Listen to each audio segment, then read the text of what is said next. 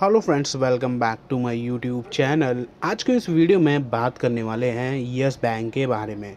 काफ़ी टाइम बाद यहाँ पर यस बैंक में आज के दिन तेज़ी बनी है, जबकि अगर आप ओवरऑल देखोगे तो उतना कोई माहौल मार्केट में पॉजिटिव नहीं बना जितना यस बैंक में बन गया। और ये बहुत ही रेयरली होता है ऐसा कि यहाँ पर ऐसा कुछ आपको देखने को मिले। तो उसके पीछे का रीज़न तो मैं आपके साथ शेयर करूंगा ही, और जानेंगे कि क्या सच में अब एक थोड़ा सा प्लस पॉइंट जो है वो बनने वाला है, और यहाँ से आगे जाकर क्या कुछ चीज़ें आपको देखने को मिल सकती हैं। स्पेशली बात करें तो यस बैंक के बारे में। तो बस वीडियो को एंड तक आप जरूर देखिएगा, सो डैट आपको सारी चीज़ें अच्छे से समझ में आ जाए। चैनल पर अगर आप फर्स्ट टाइम विजिट कर रहे हो तो प्लीज़ चैनल को सब्सक्राइब कर लीजिएगा। वीडियो अच्छी लगे तो प्लीज़ एक लाइक भी ज़रूर कर दीजिएगा। देखो, आज जैसे कि मैंने आपको बोला कि मार्केट में ऐसा कोई बहुत बड़ा मूवमेंट नहीं आया। सेंसेक्स में लगभग 0.12%, निफ्टी 50 तो आज बिल्कुल एट पार ही है। 22 यहाँ पर आप देखोगे तो 22,900 के आसपास है। निफ्टी बैंक में तेज़ी है, ठीक है। तो निफ्टी बैंक में लगभग 0.8% की तेज़ी जो है वो नज़र आ रही है। निफ्टी मिड कैप आज थोड़ा रिकवर कर गया, लगभग 1-1.5% के आसपास का, जो कि बहुत बड़ा करेक्शन से निकल रहा है। तो अगर 1.5% की रिकवरी है, ठीक ठाक है, और यहाँ से अगर ये चलती रहे तो आने वाले टाइम में रिकवरी और देखने को मिल सकती है।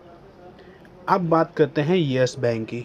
तो देखो, यस बैंक में आज यहाँ पर 3.25% के आसपास की तेज़ी देखने को मिली। यानी कि जो ओवरऑल सिनारियो बने मार्केट के, स्पेशली निफ्टी बैंक के, उसमें अगर आप देखोगे तो 0.8% की तेज़ी थी। वहीं अगर आप यहाँ पर यस बैंक की तेज़ी देखो तो वो है 3.25% की। यानी कि यहाँ पर एक अच्छा खासा अल्फ़ा जो है वो जनरेट हुआ, कंपैरिजन अगर हम करते हैं निफ्टी बैंक से। और अच्छी बात एक ये भी है कि आज ये 18 से ऊपर ट्रेड कर गया। तो 18.06 का हाई बनाया, 18.01 पर यहाँ पर क्लोजिंग है, यानी कि अपने हाईएस्ट पॉइंट के आसपास की क्लोजिंग आपको यहाँ पर यस बैंक में देखने को मिली है। पिछले 5 दिनों में देखो तो हल्की फुल्की गिरावट है, लेकिन महीना 6 महीना YTD या फिर एक साल में अगर आप देखते हो तो ये गिरावट और ज़्यादा बढ़ती हुई नज़र आती है।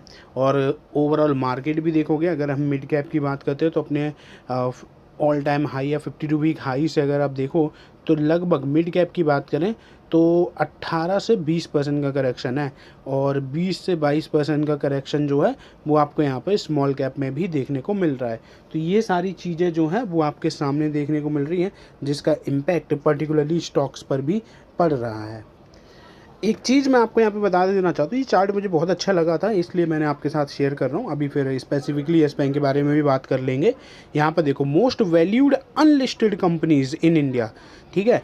तो ये अनलिस्टेड है, कभी भी इनका IPO आ सकता है। इनको भी आप ट्रैक रख सकते हो ग्रे मार्केट में आके। NSE, जिसका वैल्यूएशन आप देख पा रहे होगे, लगभग 5 लाख करोड़ के आसपास पहुँच गया है। फिर आता है सीरम इंस्टीट्यूट ऑफ इंडिया, फिर आता है जोहो, फिर आता है ज़ेरोदा, मेल, पार्ले, इंटास, ड्रीम 11, रेजर पे। ये देखो, ये आप देख पा रहे हो, हाल ही में कंपनी आई है, आज के टाइम पे मोस्ट वैल्यूड कंपनी की लिस्ट में भी है, ठीक है। तो ये आप देख सकते हो कि कैसे यहाँ पर जुए को या बैटिंग को प्रमोट करा गया, और कंपनी इतना ज़्यादा फ़ायदेमंद हो गई है। चाहे लोगों ने इसको यूज़ करके अपना सारा कुछ गवा दिया हो, लेकिन कंपनी यहाँ पर प्रॉफिटेबल नज़र आ रही है और मोस्ट वैल्यूड कंपनी की लिस्ट में भी है। बिजनेस टुडे की एक रिपोर्ट पर मैं आपको यहाँ पर लेकर आया हूँ। Suzlon Energy, Yes Bank, Tata Power, NTPC, IRFC, JFS, how top retail favourite stock fared in recent sell off. यानी कि देखो, जितने भी आपको यहाँ पर नाम देखने को मिले थे ना, ये रिटेल इन्वेस्टर्स के फेवरेट स्टॉक्स हैं। और इस गिरावट में इन सब की हालत है वो सबसे ज़्यादा ख़राब हुई है। और यहाँ पर रीज़न साफ साफ मेंशन है ही है। क्यों? क्योंकि ये रिटेल इन्वेस्टर्स के फेवरेट हैं, ना कि म्यूचुअल फंड्स, FIIs, DIIs के। अब जहाँ पर रिटेल इन्वेस्टर्स का नाम आता है, मैं ये नहीं बोल रहा हूँ आप यहाँ पे हेट करने लग जाओ या कुछ भी, लेकिन मैं जो रियलिटी है वो आपके सामने रख रहा हूँ। मार्केट इतना डाउन गया है, इसमें केवल और केवल 5% ही रिटेल इन्वेस्टर्स इन्वेस्ट कर रहे होंगे इस टाइम पर। 95% तो अपने लॉस में एग्जिट कर गए होंगे। उनको लग रहा होगा तो बर्बाद हो गए, हम तो यहाँ पर, मेरा पूरा पोर्टफोलियो रेड हो गया है, लॉस में हो गया है, अब ये कभी रिकवर नहीं कर पाएगा, इससे बढ़िया है तो मैं पैसे अपने निकाल लूँ चाहे लॉस में हो। 5% ऐसा सोच रहे होंगे कि यहाँ पर ये आया है सबसे बड़ा मौका अपनी वेल्थ क्रिएशन का, ये मौका मुझे आगे कभी मिलेगा नहीं, इसलिए इसमें हम पैसे लगा सकते हैं।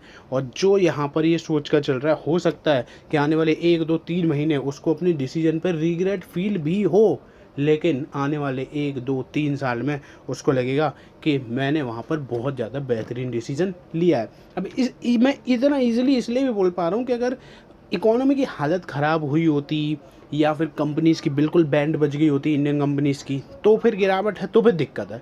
लेकिन ऐसा है नहीं, बाकी सेक्टर्स जो है एक्स्ट्रा ऑर्डिनरी नहीं तो अबव एवरेज तो परफॉर्म कर ही रहे हैं, ठीक है। तो इसलिए इकोनॉमी ठीक चल रही है, तो उससे कोई दिक्कत नज़र आ नहीं रही है।